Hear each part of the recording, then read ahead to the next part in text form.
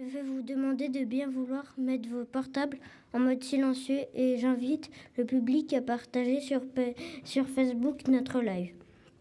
Je m'appelle Valentin, je suis élu au conseil municipal des enfants de Dourdan. Je vais vous présenter le déroulé de cette cérémonie. Nous commencerons par la présentation de Madame Christine Dos Santos, conseillère municipale déléguée aux fêtes et cérémonies et aux anciens combattants. Cette cérémonie sera présidée par Monsieur Paolo de Carvalho, maire de la commune et conseiller départemental, accompagné des élus locaux, de nos parlementaires que je remercie pour leur présence. Cette cérémonie se déroulera en 2 temps. Le premier temps auquel vous allez assister se déroulera ici au monument aux morts, avec la levée des couleurs suivie du refrain de la Marseillaise, le chant des partisans et la lecture des dernières lettres des fusillés par les enfants de l'école Jean-François Reignard, le discours de Monsieur le maire, la lecture du message de Madame Patricia Miralles, secrétaire d'État auprès du ministre des Armées chargé des anciens combattants et de la mémoire par les préfets délégués à l'égalité des chances. Le dépôt des germes, la minute de silence et la Marseillaise. Le deuxième temps consistera en un cortège jusqu'à l'esplanade Jean Moulin, où vous êtes invités à partager un moment convivial en salle des mariages. Merci de m'avoir écouté. Christine, c'est à vous. Merci Valentin.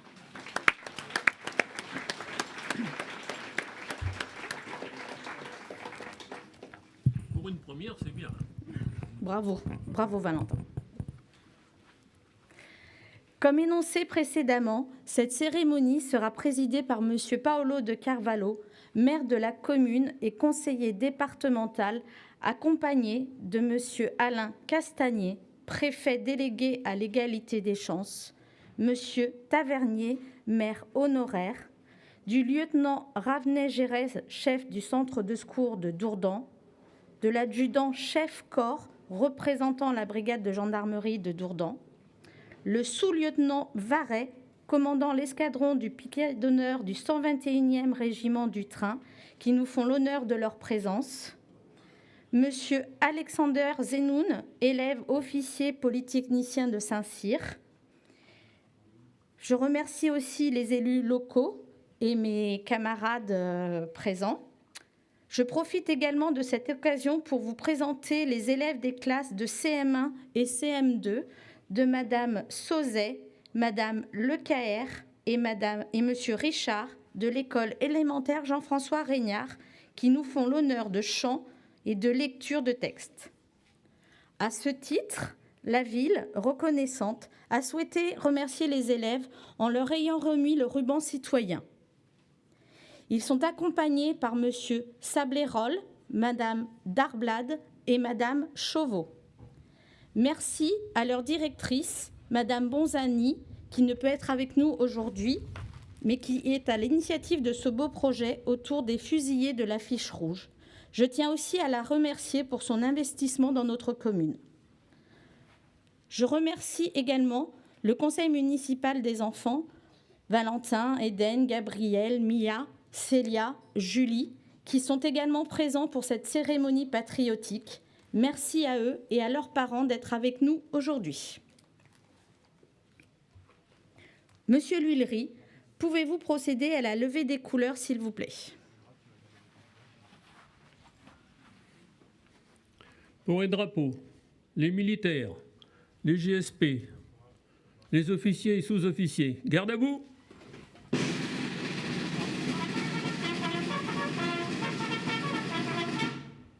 Attention pour les couleurs.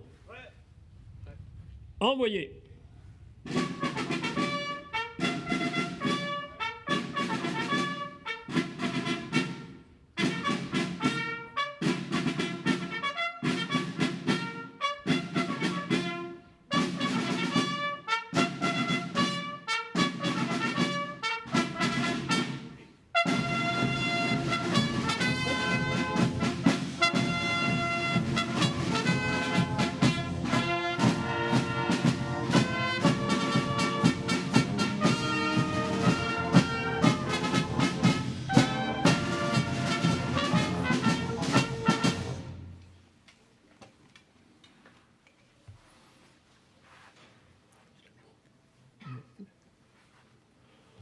Pour l'ensemble, repos.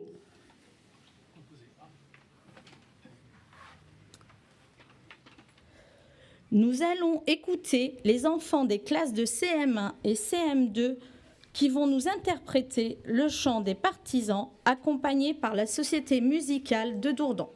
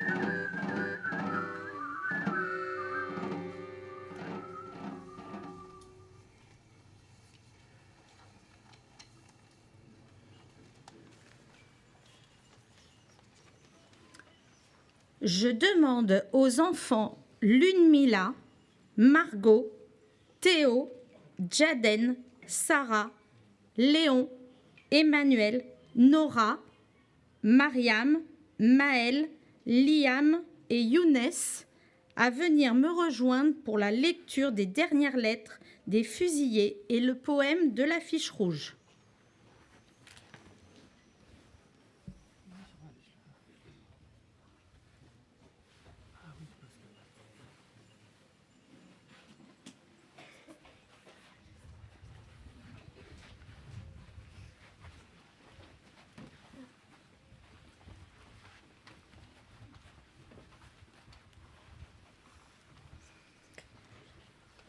Merci à Lunmila et Margot de bien vouloir venir lire la lettre de Michel Manouchian à sa femme Mélinée.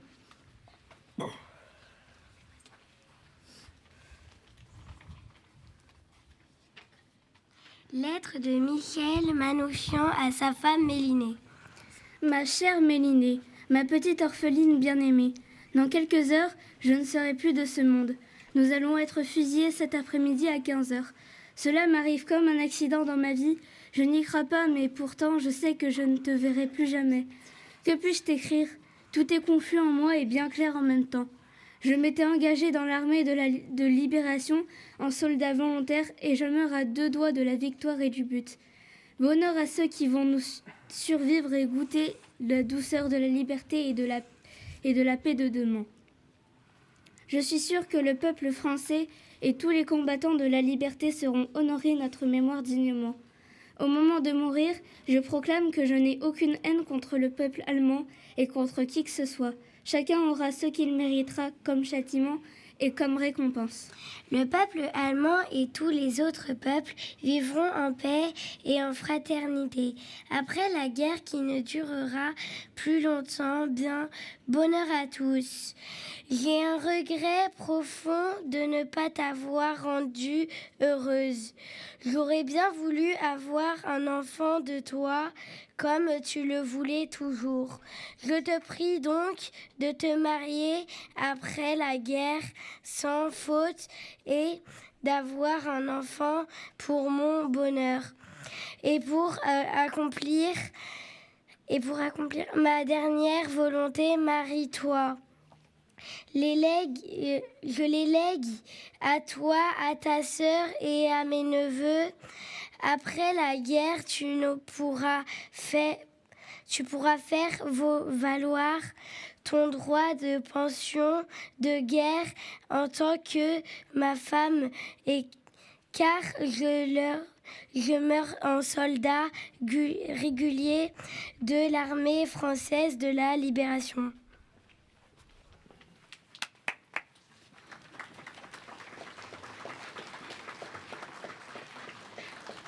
Écoutons maintenant Théo et Jaden pour la lecture de la lettre de Marcel Rajman à son frère Simon.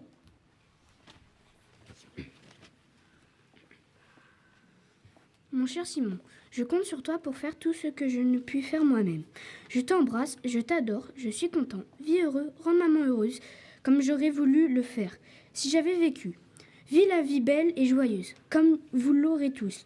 Préviens mes amis et mes camarades que je les aime tous. Ne fais pas attention si ma lettre est folle, mais je ne peux pas rester sérieux. Marcel. J'aime tout le monde et vive la vie, que tout le monde vive heureux. Marcel, maman et Simon, je vous aime et vous voudrais vous revoir.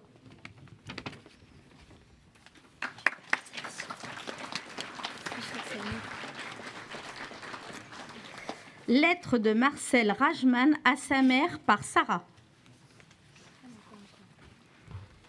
Ma chère petite maman, quand tu liras cette lettre, je suis sûre qu'elle te fera une peine extrême, mais je serai mort depuis un certain temps et tu seras consolée par mon frère qui vivra heureux avec toi et te donnera toute la joie que j'aurais voulu te donner.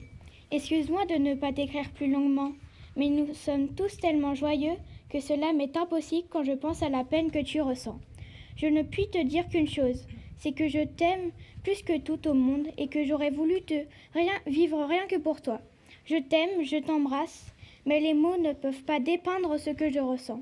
Ton Marcel qui t'adore et qui pensera à toi à la dernière minute. Je t'adore et vive la vie. Marcel.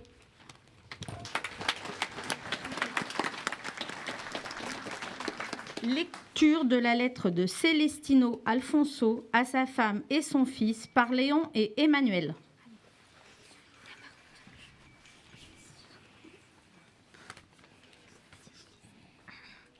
Chères femmes et fils, aujourd'hui à 3 heures, je serai fusillé. Je ne suis qu'un soldat qui meurt pour la France. Je vous demande beaucoup de courage comme j'en ai moi-même. Ma main ne tremble pas. Je sais pourquoi je meurs et j'en suis très fière. Ma vie a été un peu courte, mais j'espère que la vôtre sera plus longue. Je ne regrette pas mon passé. Si je pouvais encore revivre, je serais le premier. Je voudrais que mon fils ait une belle instruction. À vous tous, vous pourrez réussir. Ma chère femme, tu vendras mes vêtements pour te faire un peu d'argent. Dans mon colis, tu trouveras 450 francs que j'avais en dépôt à Fresnes. 1000 baisers pour ma femme et mon fils. 1000 baisers pour tous. Adieu à tous. Célestino Alfonso.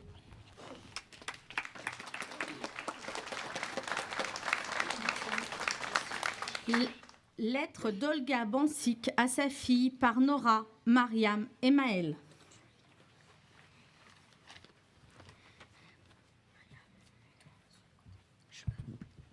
Ma chère petite fille, mon cher petit amour, ta mère écrit la dernière lettre. Ma chère petite fille, demain à 6 heures, le 10 mai, je ne serai plus. Mon amour ne pleure pas, ta mère ne pleure pas non plus. Je meurs avec la conscience tranquille et avec toutes les convictions que demain, tu auras une vie et un avenir plus heureux que ta mère. Tu n'auras plus à souffrir. Sois fier de ta mère, mon petit amour. J'ai toujours ton image dans mon moi. Je vais croire que tu verras ton père. J'ai l'espérance que tu lui auras un autre sort. Dis-lui que j'ai toujours pensé à lui comme à toi. Je vous aime de tout mon cœur. Tous les deux, vous m'êtes chers, ma chère enfant. Ton père est pour toi une mère aussi. Il t'aime beaucoup. Tu ne sentiras pas le manque de ta mère. Mon cher enfant, je finis ma lettre avec l'espérance que tu seras heureuse pour toute ta vie, avec ton père, avec tout le monde. Je vous embrasse de tout mon cœur, beaucoup, beaucoup. Adieu mon amour, ta mère.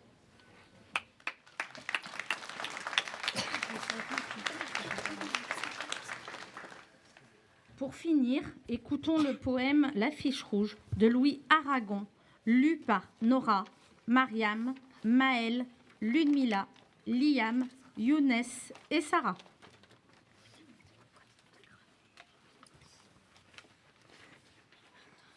Vous n'avez réclamé ni gloire, ni les larmes, ni l'or, ni la prière aux agonisants. 11 ans déjà que cela passe vite, 11 ans. Vous vous étiez servi simplement de vos armes. La mort n'oubliez pas les yeux des partisans.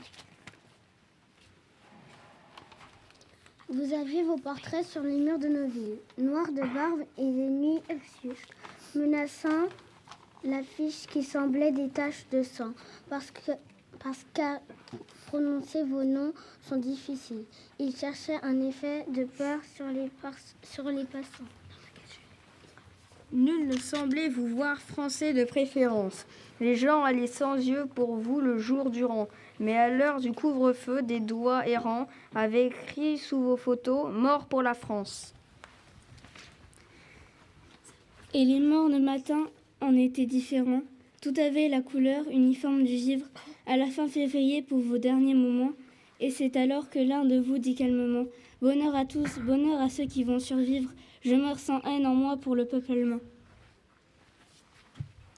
Adieu la peine et le plaisir. Adieu les roses, adieu la vie. Adieu la lumière et le vent. Marie-toi, sois heureuse et pense à moi souvent.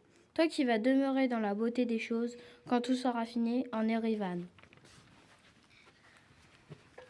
Un gros soleil d'hiver éclaira la colline, que la nature est plus belle et que le cœur me fond. La justice viendra sur nos pas triomphants. Ma Mélinée, ô mon amour, mon orpheline, je te dis de vivre et d'avoir un enfant.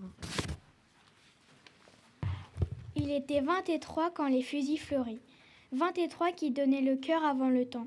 23 étrangers et nos frères pourtant. 23 amoureux de vivre à en mourir.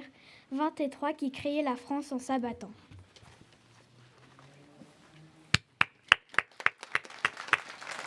Merci beaucoup les enfants. Je vous laisse regagner vos places.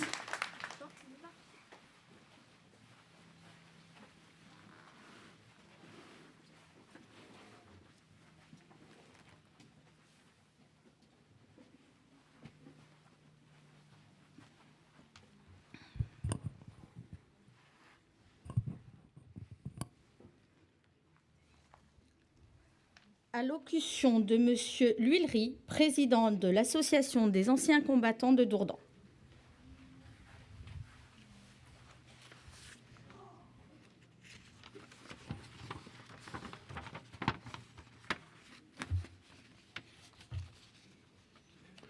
Monsieur le maire, monsieur le préfet, mesdames, messieurs, voici 80 ans, à l'aube du 6 juin 1944, 134 000 soldats américains, britanniques, canadiens et 17 commandos marines français s'apprêtaient à prendre pied sur les plages de Normandie pour combattre l'Allemagne nazie.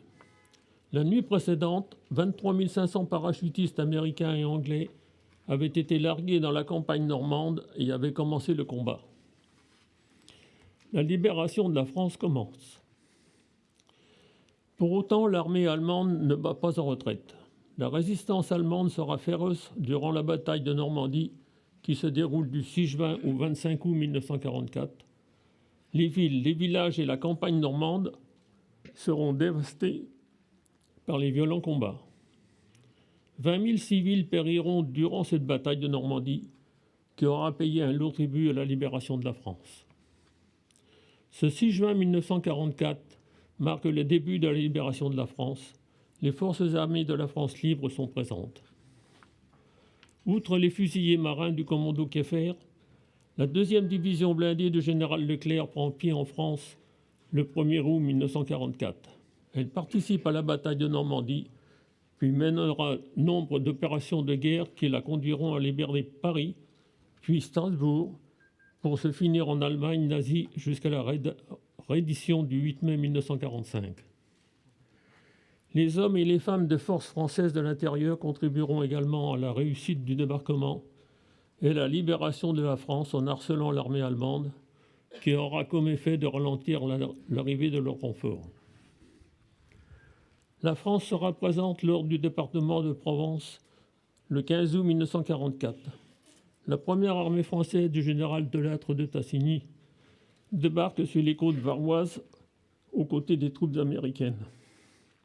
Elle est principalement composée de soldats issus de l'Empire colonial français. Elle libérera Toulon et Marseille avant de connaître les combats difficiles des Vosges et d'Alsace. En janvier 1945, la France est totalement libérée, puis le 8 mai 1945, l'Allemagne nazie capitule sans condition. En ce 8 mai 2024, rendons hommage à tous les morts de ce conflit qui aura duré 5 ans et fait 13 millions de victimes civiles et militaires. Ne les oublions pas. N'oublions pas le prix de la liberté. Vive la République, vive la France.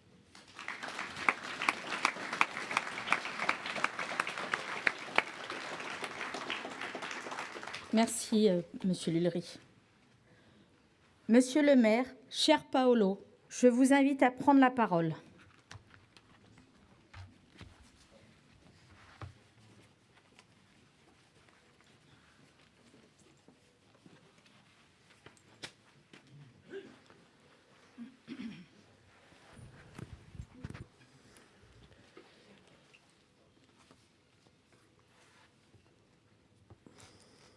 Monsieur le Président, Mesdames et Messieurs, Monsieur le Président des anciens combattants, si nous sommes là aujourd'hui, cher Président, c'est que nous n'oublions pas et que ce devoir de mémoire est essentiel pour construire l'avenir de nos enfants et de vous avoir écouté, lire avec beaucoup d'émotion ce message me renforce dans mes convictions et de donner du sens à la fonction d'élu. Évidemment, en associant, permettez-moi, notre administration. Et d'ailleurs, en parlant d'administration, permettez-moi, Mesdames et Messieurs, je suis très ému, Président, de votre texte, mais permettez-moi de relever la présence exceptionnelle de notre préfet délégué à l'égalité des chances, avec qui je travaille dans le cadre de mes fonctions départementales, Monsieur le préfet, cher Alain Castagnier, entendre ces enfants, notre conseil municipal des enfants, ces jeunes enfants, nous renforce dans notre mission départementale et notamment dans les quartiers politiques de la ville. Et nous devons ensemble, avec l'État, renforcer ce sentiment d'appartenance à notre pays, qui est un si beau pays. Et permettez-moi évidemment de vous saluer et de saluer évidemment votre épouse, cher Alain. Mesdames et Messieurs les élus, nous avons beaucoup d'élus présents ce jour. Permettez-moi de souligner aussi la présence de mon ami et maire de Saint-Cyr-sur-Dourdan, accompagné de notre collègue, maire des Granges-le-Roi. Chers collègues, merci de votre présence. Je tiens à souligner aussi la présence de nombreux maires adjoints. Je vois le maire adjoint de Corbreuse, nos maires adjoints ici présents, de Dourdan, ainsi que nos conseillers municipaux. Et puis, nous avons aussi la présence de notre maire honoraire. Merci, monsieur le maire honoraire. Nous donnons, après cette journée, rendez-vous dans quelques jours pour la mémoire, pour fêter ou pour honorer la mémoire de ces gens qui ont été esclaves il y a de nombreuses années, et nous fêterons, nous honorerons l'abolition de l'esclavage sur la place de la mairie, sur le parc du parterre, où les enfants du CME pourraient découvrir une structure des enfants du CME. Évidemment, le maire de Gorée sera présent dans quelques jours ici à Dourdan, c'est assez exceptionnel. Je tiens à rendre hommage à notre maire honoraire qui, il y a quelques années, pour les 100 ans de la francophonie, avait inauguré dans le parc du parterre le rond-point du président Senghor. Comme quoi, l'histoire est un éternel recommencement et même une continuité.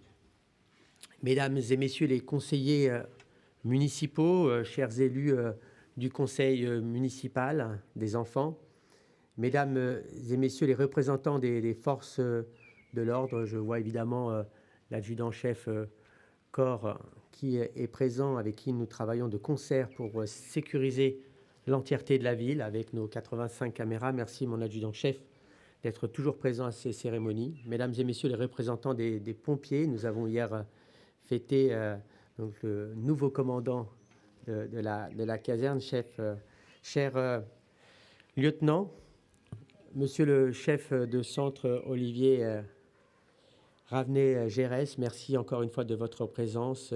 Cher adjudant-chef en charge des JSP, monsieur Franck Noël, cher commandant Pastourel, très heureux que vous soyez présents. Mesdames et messieurs les représentants du groupement, mesdames et messieurs les représentants du 6e escadron, du 121e régiment du train, monsieur le sous-lieutenant Varret. Alors, permettez-moi de m'arrêter quelques instants aussi pour vous souhaiter un très bon anniversaire, puisque vous fêtez vos 70 ans de la création du 121e régiment du train. Donc, si vous me permettez, comme chaque anniversaire, j'aimerais qu'on puisse les applaudir pour leurs engagements. Merci et bon anniversaire à vous.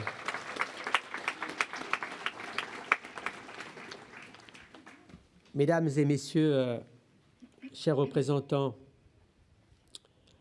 de notre réserve communale, merci aussi de votre présence. Chers représentants des écoles dourdanaises et particulièrement de l'école Jean-François Régnard. Franchement, quand vous avez lu, les enfants, ces lettres, ça m'a beaucoup ému et j'ai ressenti dans ces lettres beaucoup d'amour, mais aussi une forme de respect pour celles et ceux qui s'en vont et qui laissent par conviction, pour leur conviction, je dirais même, les êtres qu'ils aiment les plus chers. Et donc, faisons attention à cela. Arrêtons-nous quelques instants. Permettez-moi, évidemment, de remercier, mais ça a été fait, Madame la conseillère municipale déléguée aux fêtes et cérémonies. Vous avez salué Madame Bonzani, donc je réitère ces salutations et ces remerciements. Et puis, évidemment, je n'oublie pas nos chers enseignants. Parce que savoir, c'est bien, mais transmettre le savoir, c'est mieux. Et nous avons besoin de nos enseignants pour transmettre le savoir. Et permettez-moi de saluer Madame Sauzet, Madame Pecaer et Monsieur Richard. Merci, maîtres et maîtresses, de votre engagement. On peut aussi saluer leur travail avec les enfants. J'aimerais qu'on puisse les applaudir quelques instants. Merci à vous.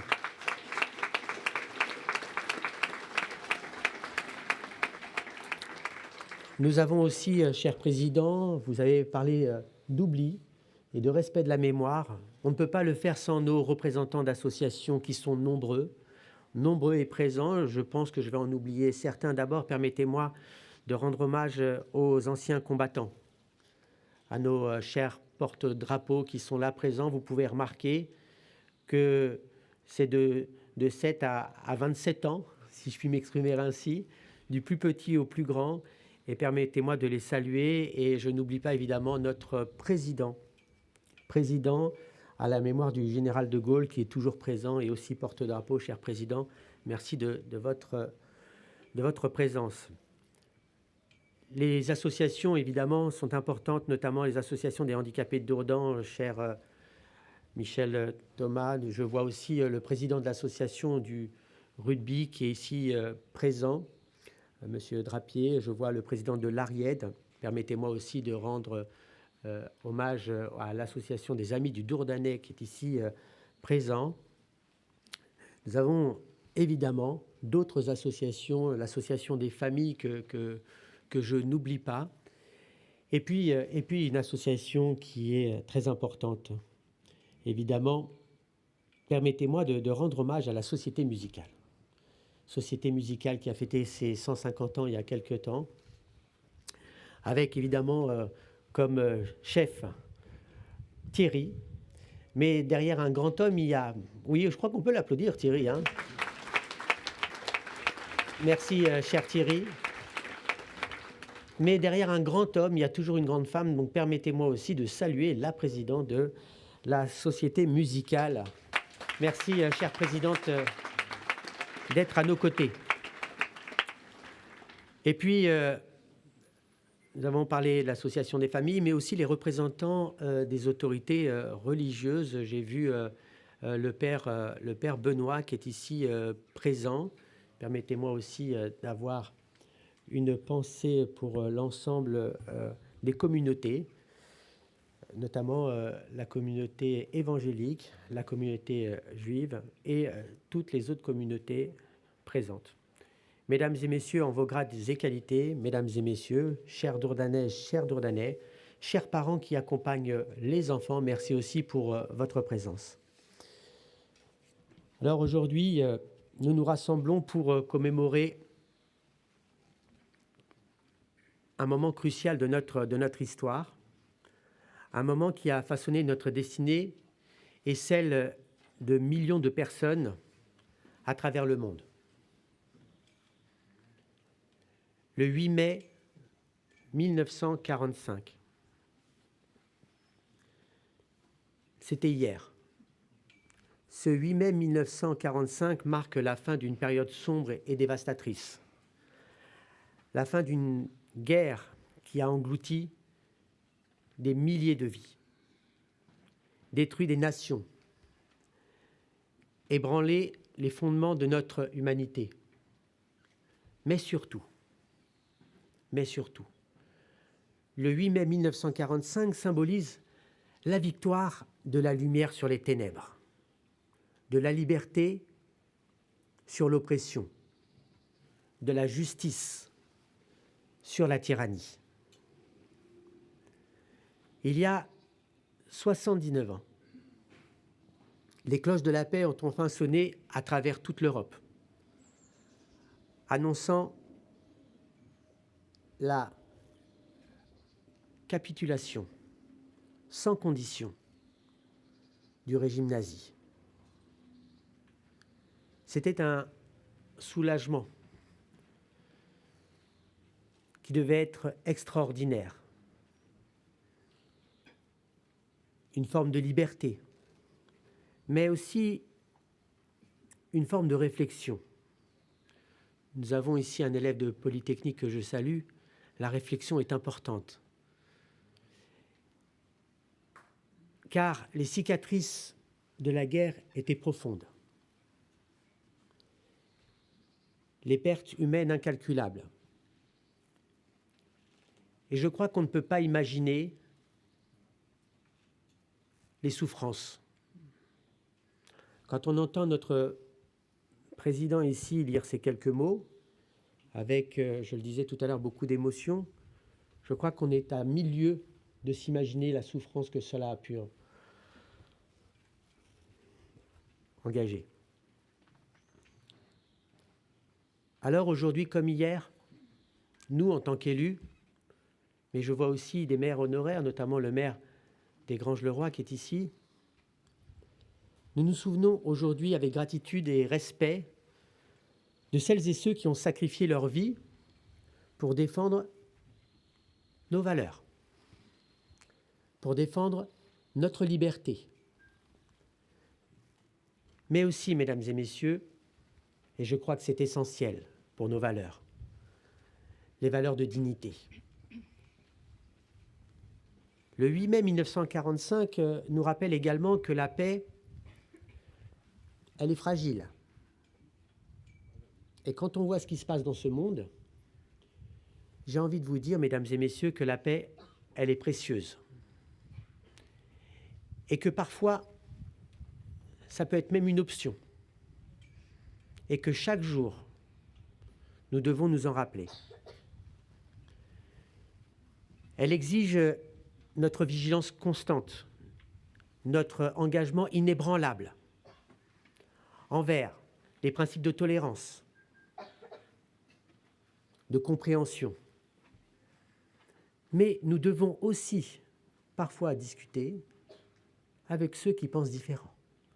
Et donc la coopération, elle est obligatoire, elle est même essentielle, mais dans le respect des valeurs de chaque pays. Nous devons apprendre aussi de nos erreurs du passé et travailler sans relâche pour construire un avenir où la violence et la haine n'ont pas leur place, où chaque individu peut vivre dans la dignité, mais surtout dans la sécurité. Et c'est ce que nous faisons ici, avec les forces de l'ordre, depuis de nombreuses années. Aujourd'hui, alors que nous honorons la mémoire de celles et ceux qui ont combattu et souffert pour notre liberté, nous nous engageons à préserver leur héritage. L'héritage aussi, et je vois, mesdames et messieurs les représentants de la Croix-Rouge, vous y participez. Nous nous engageons à rendre hommage à toutes celles et ceux qui s'engagent pour la chose publique, à cultiver la paix, la tolérance et la solidarité dans toutes nos communautés, à combattre toute forme d'extrémisme, à combattre toute forme d'intolérance et à œuvrer ensemble pour un monde plus juste et plus pacifique. Ce sont des mots pas faciles tous les jours. Mais nous avons ici des principes, nos principes républicains. Notre devise, liberté, égalité, fraternité.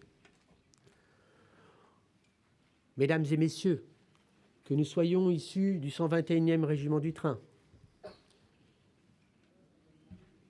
les JSP, de la réserve communale, nos sapeurs-pompiers, les forces de l'ordre, les polytechniciens, les élus, vous-même,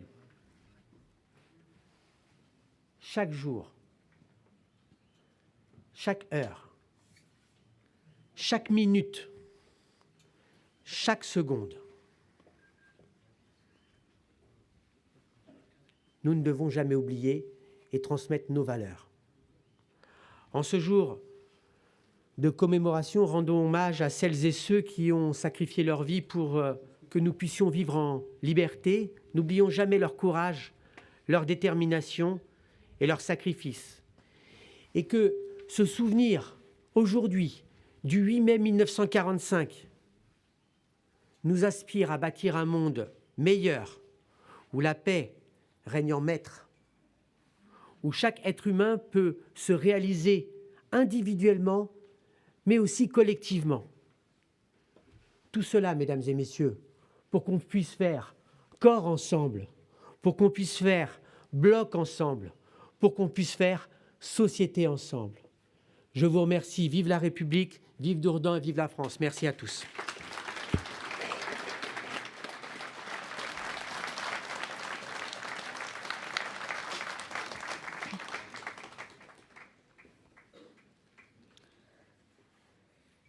Monsieur le préfet délégué à l'égalité des chances, Monsieur Alain Castagnier, va terminer par la lecture du message de Monsieur Sébastien Lecornu, ministre des Armées, et Madame Patricia Miralles, secrétaire d'État auprès du ministre des Armées, chargée des anciens combattants et de la mémoire.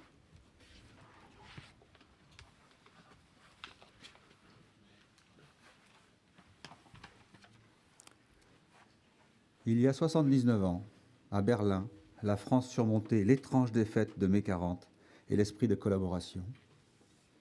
Le 8 mai 1945, l'Allemagne nazie capitulait, le fracas des armes se taisait en Europe. Ce jour-là, il faisait chaud sur la France, comme dans le cœur des Français, lorsqu'ils ont appris la nouvelle « La guerre est gagnée, voici la victoire ». Ces quelques mots, prononcés par la voix du général de Gaulle, qui depuis le 18 juin 40 avait poursuivi le combat, ont résonné dans le pays et bien au-delà. La délivrance est là, et en même temps que les larmes de joie, la douleur fait briller les yeux des Françaises et des Français. Car la victoire, si heureuse qu'elle soit, n'efface ni la guerre qui a eu lieu, ni ses ravages et ni ses morts. Des ruines de Rennes et de Saint-Lô, aux plages de Normandie et de Provence, d'Oradour-sur-Glane aux monuments aux morts sur lesquels on gravera bientôt des noms nouveaux, c'est dans un silence de mort que résonnent les premiers cris de la libération. Dans le silence des murs d'Isieux et de celui de toutes les maisons dont les habitants furent assassinés. Le 8 mai 45, dans un élan collectif, chacun pleure les morts et salue ceux qui ont combattu. 79 ans après, réunis devant nos monuments aux morts, nous leur rendons un même hommage. Nous nous souvenons de ceux de 40 et de leurs efforts héroïques à Montcornet, à Saumur, à Narvik ou dans les Alpes. Nous nous souvenons des hommes et des femmes qui ont refusé d'abandonner la patrie à ceux qui l'avaient occupée et à ceux qui l'avaient trahi. Résistants, ils s'étaient engagés sans calcul, sans garantie, mais résolus à vivre libres ou à mourir. Nous nous souvenons des combattants des forces françaises libres venant de France, d'Afrique, des Outre-mer et d'ailleurs. Ils étaient soldats, légionnaires, aviateurs, tirailleurs, marsouins ou marins. Ils sont arrivés sur les plages de Normandie et de Provence après les glorieux combats de Bir Hakeim, de Koufra, dans les sables des déserts d'Afrique et du Levant, à Monte Cassino. Ils débarquaient en France, guidés par la liberté qu'ils aimaient plus que leur propre vie. Ils se sont battus et n'ont jamais plié. Nous nous souvenons du soutien décisif de nos alliés d'alors, de ces combattants partis à l'assaut de l'ennemi, côte à côte avec les Français libres, de ces millions d'hommes et de femmes qui se sont unis pour hâter la victoire. Nous nous souvenons également de toutes les victimes civiles qui payèrent un immense tribut. Elles trouvèrent la mort dans les exactions de l'occupant ou les bombardements de l'invasion ou de la libération. Nous nous souvenons des victimes de la déportation politique et raciale, dans les camps de concentration et dans les camps de la mort. Nous nous souvenons des juifs, tziganes, homosexuels, handicapés physiques ou mentaux, haïs et assassinés simplement parce qu'un jour, ils étaient nés. Nous nous souvenons aussi de ces Français et de ces Françaises d'Alsace ou de Moselle, enrôlés malgré eux dans l'armée de l'occupant, sous un drapeau qui n'était pas le leur. Il y a 79 ans, la France et l'Europe avaient perdu leur innocence. Et c'est avec la conscience grave du passé que chacun se mit à imaginer les jours heureux. Avant même la fin de la guerre, de nouveaux défis se faisaient jour, de nouvelles ambitions aussi. Une ambition politique, partagée par toutes les forces qui avaient contribué à la libération et qui, rassemblées autour du général de Gaulle, avaient formé un gouvernement provisoire. L'ambition de l'établissement de la démocratie la plus large, car les peuples avaient compris, par les armes et par le sang versé, que le nationalisme est un fusil chargé. Tous pressentaient déjà que la construction européenne serait nécessaire au salut de l'Europe. Une ambition sociale, celle de la sécurité sociale, du droit au travail, de la sécurité de l'emploi, celle qui a donné à tous les enfants la possibilité de bénéficier de l'instruction et d'accéder à la culture, pour que ce soit ainsi promu une élite non de naissance, mais de mérite. Une ambition économique qui, ne se limitant pas à la reconstruction, a offert à notre pays les moyens de son indépendance et de sa prospérité. De la guerre, du 8 mai 45, nous avons conservé une mémoire. Celle-ci s'est nourrie de l'histoire des combats de la France libre et de la résistance, comme de celle de la déportation et de la collaboration. Cette mémoire est notre héritage autant qu'une leçon. Depuis 79 ans, nous ne l'avons pas oubliée. Pour toujours, elle nous anime. Vive la République, vive la France.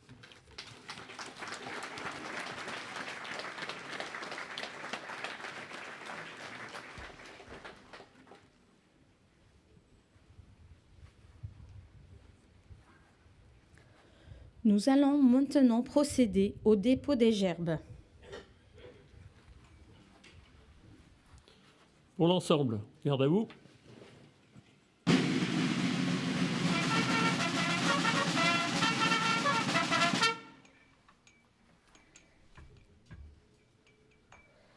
Gerbe des anciens combattants de Dourdan, j'invite Monsieur L'Huillerie, accompagné de Michel Fanton, accompagné de Gabriel et de Célia, à bien vouloir s'avancer.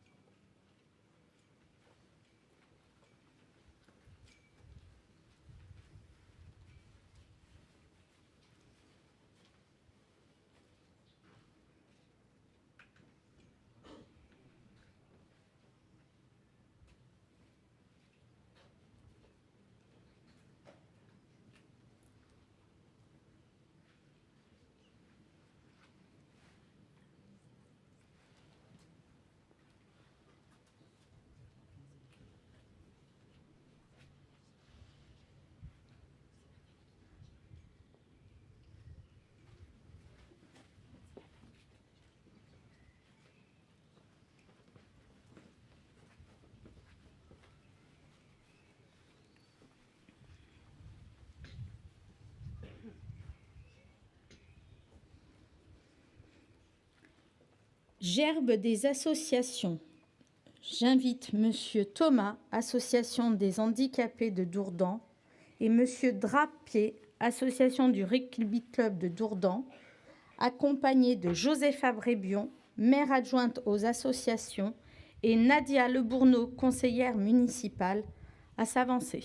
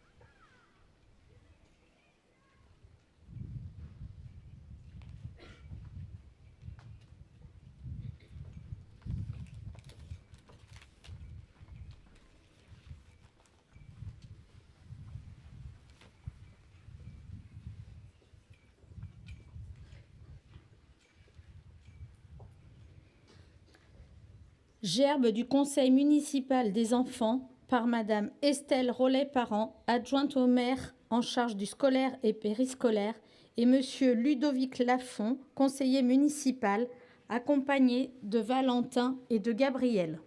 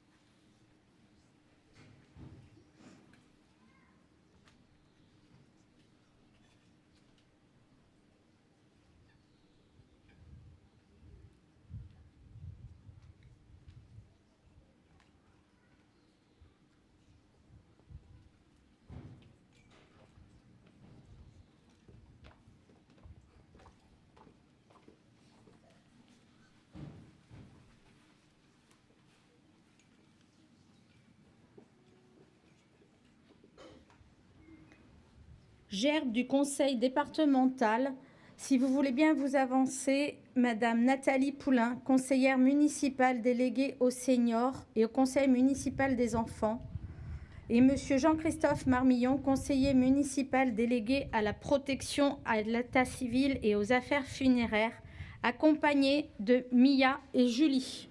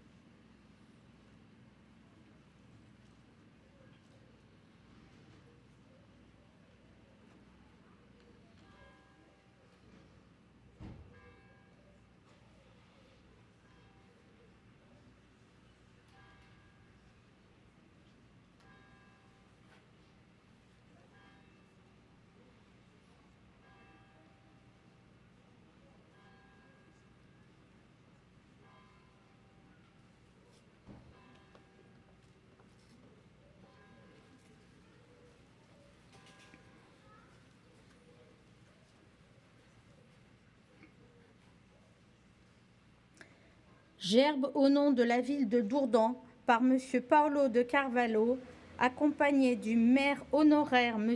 Tavarnier et le sous-lieutenant Varet du 121e régiment du train.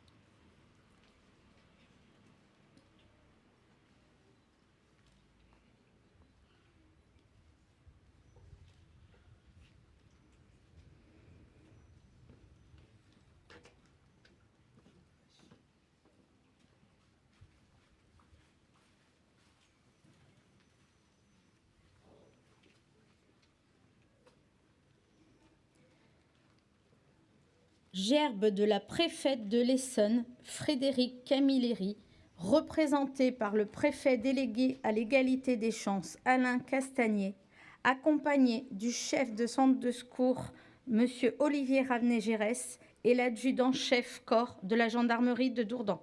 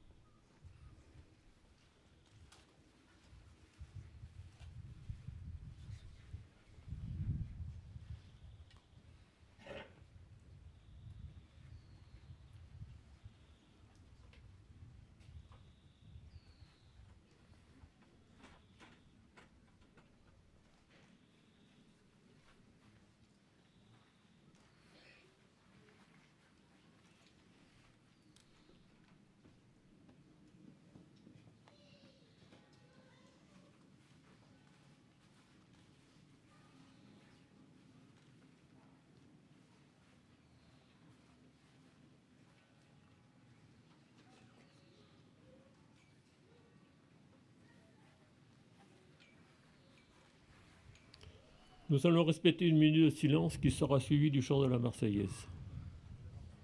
Pour les drapeaux, aux morts.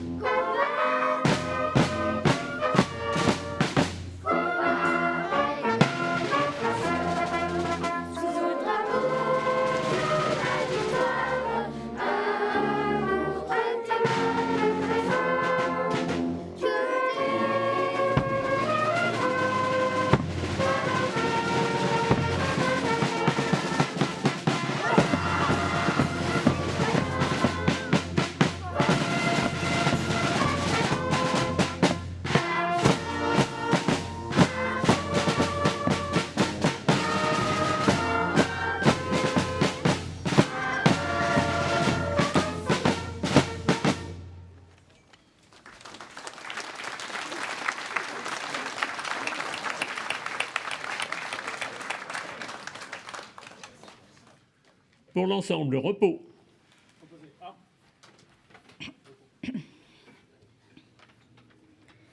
La cérémonie est maintenant terminée. Je souhaite remercier les porte-drapeaux, le conseil municipal des enfants, les jeunes sapeurs-pompiers, les élèves des classes de CM1 et CM2 de l'école Jean-François Reignard et leurs encadrants. Merci également à l'ensemble des services de la mairie qui se sont à nouveau mobilisés pour nous offrir une belle cérémonie.